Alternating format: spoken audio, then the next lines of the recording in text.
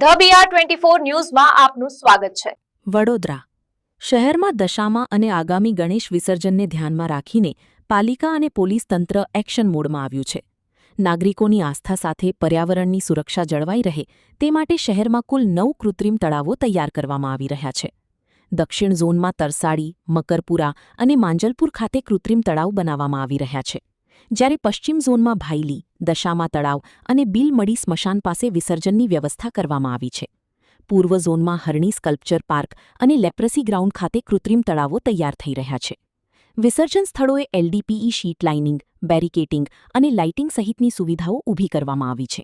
સાથે જ કોઈ અનિચ્છનીય ઘટના ન બને તે માટે ફાયર બ્રિગેડની રેસ્ક્યુ ટીમો પણ સ્થળોએ તૈનાત રહેશે।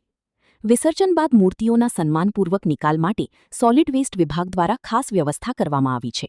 ઉત્તર ઝોનમાં જગ્યાના અભાવે મોટા તળાવોમાં વિસર્જનની વ્યવસ્થા સુનિશ્ચિત કરવામાં આવી રહી છે। પાલિકા અને પોલીસ તંત્ર દ્વારા તહેવારો દરમિયાન શાંતિપૂર્ણ, સુરક્ષિત અને પર્યાવરણને અનુકૂળ રીતે વિસર્જન પ્રક્રિયા પૂર્ણ થાય તે માટે તમામ જરૂરી તૈયારીઓ હાથ ધરવામાં આવી છે। લેપ્રેસી ગ્રાઉન્ડ ખાતે જે કૃત્રિમ તળાવનું આયોજન દશામાની મૂર્તિના વિસર્જન માટેની એક ભક્તિભાવ સાથે આરાધના પૂજા પાઠ કરીને હવે માતાજીનો વિસર્જન કરવાનો જ્યારે સમય આવ્યો છે ત્યારે આસ્થા સાથે જોડાયેલું અને અસીમ માતાજીની આપણે કહીએ છીએ કે ભક્તિ કરેલી હોય છે કે માતાજી હંમેશા કુટુંબ પરિવાર અને વડોદરાનું શહેરનું રક્ષણ આપતો કરો અને સૌ સુખી પરિવાર બને। અને હવે જ્યારે વિસર્જનનો સમય આવ્યો છે ત્યારે કૃત્રિમ તળાવની કેવી વ્યવસ્થા છે।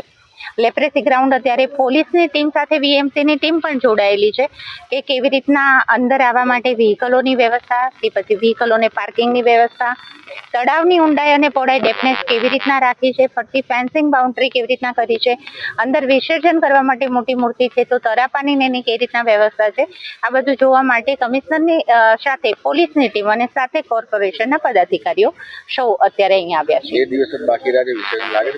છે। ચોક્કસ આપ જોઈ શકો છો કે ફરતું હવે કોરિડોર્સને નાખીને રોડ બનાવી રહ્યા છે।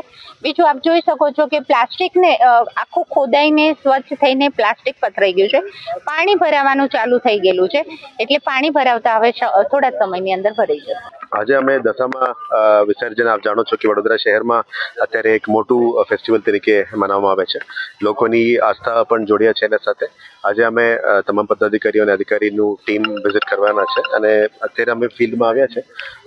દશામા તળાવની તૈયારી માટે વડોદરા મહાનગરપાલિકા, વડોદરા શહેર પોલીસ તમામ સાથે મળીને આ આયોજન કરી રહ્યા છે। આ વખતે પણ ગયા વર્ષની જેમ અમે દશામાની તળાવમાં કામગીરી શરૂ કરી દીધી છે। અત્યારે કામ પ્રગતિ હેઠળ છે। લગભગ આજ રાત સુધી અને કાલે થોડું પોલિશિંગ વર્ક્સ પૂરું કરવાનું છે, એ થઈ જવાના છે। ખાસ કરીને દક્ષિણ ઝોનમાં તરસાલી, મકરપુરા, માંજલપુર 3 જગ્યામાં કરી રહ્યા છે। પશ્ચિમ ઝોનમાં ભાઈલી, દશામા તળાવ અને બિલમડી સ્મશાનની બાજુનું સામે અમે કામગીરી કરી રહ્યા છે। ઈસ્ટ ઝોનમાં હરણી સ્કલ્પચર પાર્ક, કિશનવાડી અને અહીંયા આપણે ત્યારે લેપ્રેસી ગ્રાઉન્ડમાં કરી રહ્યા છે। ટોટલ 9 કૃત્રિમ તળાવ આપણે બનાવ્યા છે। એમાં અલગ અલગ વ્યવસ્થાઓ વડોદરા મહાનગરપાલિકા દ્વારા કરવામાં આવી છે। તળાવોની જે તળાવ રેડી કરવાનું, LDPE શીટ લાઇનિંગ કરવાનું, પછી બેરિકેડિંગ, સેફ બેરિકેડિંગ કરવાનું, લાઇટ્સ લગાવવાનું કામગીરી, ફાયર ડિપાર્ટમેન્ટ દ્વારા એમના આપણા રેસ્ક્યુ ટીમ્સ લગાવવાની અને વિસર્જન કરવા માટે લોકલ સ્થાનિકોની પણ સાથે ચર્ચા કરીને મીટિંગ્સ પણ કર્યા છે। પદાધિકારીઓ દ્વારા પણ આમાં અમુક સૂચન અમને આપવામાં આવી છે। આ સૂચનો પણ અમે આકે લઈ રહ્યા છે। વડોદરા શહેર પોલીસમાં માન્ય મ્યુનિસિપલ કમિશનર તરફથી પણ અમુક સૂચનાઓ હતી, આ બધા અમે આવરી લઈને અત્યારે કામગીરી કરી રહ્યા છે। આશા રાખીએ કે આ કૃત્રિમ તળાવ અત્યારે બનાવી રહ્યા છે, આનાથી દશામા વિસર્જન પ્રોપર થઈ શકે। લોકોનું લાગણી સાથે જોડેલા જે છે આ બધા અમે પૂરું ન્યાય આપી શકે એ દિશામાં અત્યારે કામગીરી કરી રહ્યા છે। સ્થાનિક કાઉન્સિલરશ્રીઓની પણ સ્થાનિક ઝોન્સમાં પણ એમની સૂચન લઈએ છે અને આવનારા દિવસમાં આપ જાણો છો કે પછી ગણેશ વિસર્જન પણ આવશે, એના માટે પણ પ્લાનિંગ કરી રહ્યા છે।